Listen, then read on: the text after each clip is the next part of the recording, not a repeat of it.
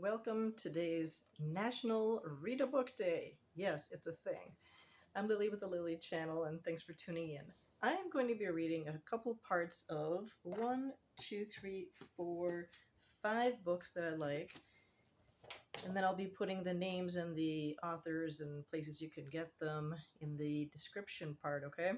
They're a huge variety of five books, and just little pieces to pique your interest. It's funny. I used to have a really hard time reading after college. I didn't want to think about reading. I said, forget it. And now I absolutely love it. And the reason it's really important to be reading is that that's what gets you ahead as an entrepreneur. And I mention that because I am a marketer for entrepreneurs. So it's really fun. All right, the first one is called Giving Candy to Strangers. Actually, that's part of the title. Growing your business can be as fun, as easy as giving candy to strangers. Tips for creating abundance through heart-centered sales. And that's by Holden. Sounds like he's also writing another book right now. Right, number 32 is Break the Nice. So it is. It's called Breaking the Nice. That doesn't mean being rude or inappropriate. It just means being provocative and unpredictable, stepping out of your comfort zone, and maybe pushing other people out of theirs at the same time. If you're not accustomed to using humor in this way, start with simple things. Notice what catches your attention and strikes you as funny when you're out and about, and then see if you can share the joke.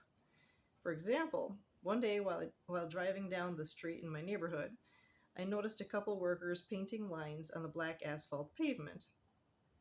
Their utility truck was parked to the side, and orange cones, tools, and stencils were strewn about. As I came to a stop at the red light, I saw that they were both just standing there, staring blankly at the crosswalk they had obviously just finished painting. I waited a spell as they continued to stand there looking at the ground. By that time, I couldn't resist. I pulled to the side of the road, got out of my car, and walked over to them. "Do you mind if I ask you a question?" I asked. They both looked up at me with puzzled expressions, and so I said, "Are you guys actually standing there and watching this paint dry?" "Oh, you really need to take a look at my business." And then they both started laughing. I thought that was awesome. So again, this is growing your business can be as fun and as easy as giving candy to strangers. And when you look at the front, it's got some bits of candy. The other one, on a potentially more serious note, but super important, is A Senior's Guide for Living Well and Dying Well, Conversations That Matter. It won in the health category for Midwest Independent Books. It's got a pensive face on the front. It was written by a physician who spent much of his career talking to people in their senior citizen years as to how to make the most of the last bit of their life. He was in critical care, pulmonology. So it's a guidebook for how to live out the rest of your years the best you can, and then how to answer some tough questions, or rather what type of questions you need to consider for the latter part of your life. This is not all about death, but it includes it. And there's a really interesting part here about keeping well in mind and body. It says, motivate yourself by saying, "I'm going to remember this word or name." Try some word or name games. Scrabble is one. Card games like bridge, cribbage, canasta, and rummy challenge the brain. See how many words you can write for each letter in the alphabet in 2 minutes. Whoa. Choose a long word like innovation and see how many words you can make using only those letters. Say or write all the words you can from a particular category, such as animals, trees, countries, colors, U.S. states, etc. It's put into 3 sections, and it is a marvelous way to start a dialogue with family members as to what do you want to be known for, where might you want to live when the time comes that you can't take care of yourself. It's got forms in it, like pulsed forms, like provider ordered life sustaining techniques, I think is what it stands for. It's amazing. It's, for example, in some magazines you see that if you want to figure out how to do Chinese cooking, this is the list of everything you need. Well, this is that list for living well and dying well. So it's really, really interesting. And that's Dr. Stuart Hansen. How about we have gone from business to aging to a combination of romance and intergenerational relationships. Finding Faith by Michelle Romano. Now I'll show you the title, not the title, the cover, but it has changed again. The one I have has two people embracing. I'm not sure what the newest cover is. Now this one was written by obviously a female, a social worker who has been writing like crazy and just doing amazing things, and now our pressure cooker's beeping. Anyway. All right, 3 months had passed since Mom had come back into my life. My visits to see her were now a weekly ritual. I told her so much about my life.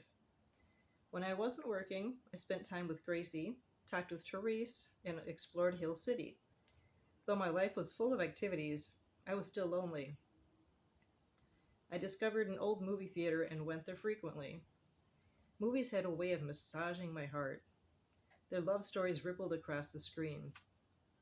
Often enough, I felt like part of the movie, perhaps an extension of one of the characters that made me feel all sorts of emotions. Sometimes when a movie ended, I felt like my life paused for a while. Maybe it was a sign my life was just beginning in ways I had yet to understand. It was beginning in ways I had yet to understand. I wanted a happy ending in my own journey, and my mind often drifted back to those erotic experiences with Cole.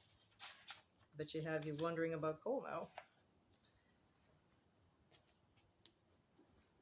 2 last ones. The Tipping Point. This one is, so the book is called The Tipping Point, and it's How Little Things Can Make a Big Difference by Malcolm Gladwell. It talks about what type of people influence others to change their habits, even what the surroundings are, what the people are like, every aspect of change or improvement, or in some case worsening. And as a life coach, I find that fascinating.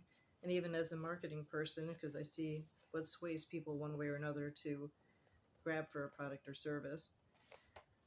In this case, they were talking about TV shows and how it was assumed, I think when Sesame Street got created, that kids focused on the TV in a certain way. They put a lot of thought into Sesame Street, let me tell you. Oh my God.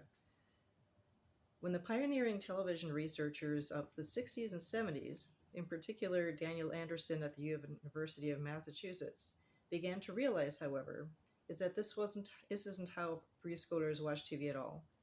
The idea was that kids would sit, stare at the screen, and zone out, said Elizabeth Lorch, a psychologist at Amherst College. But once we began to look carefully at what children were doing, we found out that short looks were actually more common. There was much more variation. Children didn't just sit and stare. They could divide their attention between a couple of different activities. And they weren't being random. There were predictable influences on what made them look back at the screen, and these were not trivial things, not just flash and dash.